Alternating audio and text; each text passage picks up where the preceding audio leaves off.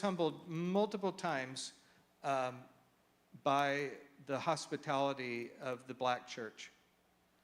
You know, I would walk into a place like this, you know, a community, a sanctuary, and the minister would see me in my collar, go, he didn't even know me. He'd say, oh, you're a pastor? Come on up. And he'd bring me up to the stage. Here, sit right here. You know, he'd put me right down and say, sit down. And I just, you know, and then he'd go, do you want to address the congregation? Do you want to speak? Do you want to say a prayer? Do you want to give a word? And I just thought to myself, you know, if I saw an Episcopal priest sitting out in my congregation that was a white priest, I wouldn't usher him up to the, much less a black pastor I didn't know. Who knows what he would say, right? But that kind of openness and hospitality showed me that there's a culture of love that, you know, to me, I didn't know anything about. I'd never really experienced it like that. And so, you know, I think Valerie Houston, who I consider a very good friend, tells me, you know, we'll get to healing. We have some other work to do first.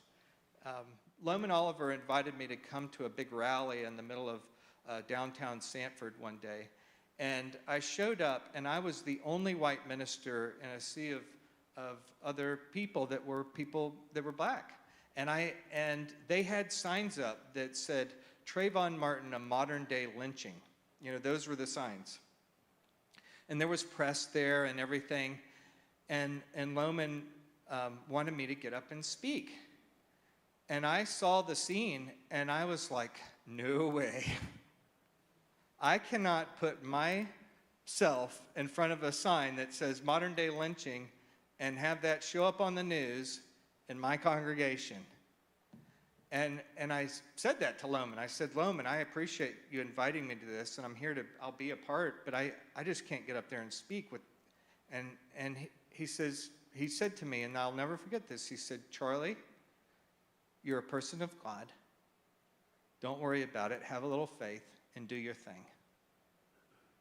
And so I, you know, took that as a word from the Lord. And I got up there, and it was just like a miracle. It's like the parting of the Red Sea. All the signs fell down. You know, my big fear that I would be caught with some sign I didn't quite represent my perspective just disappeared. And I kind of think it was Loman and his wife that did it, but maybe it was just the Holy Spirit.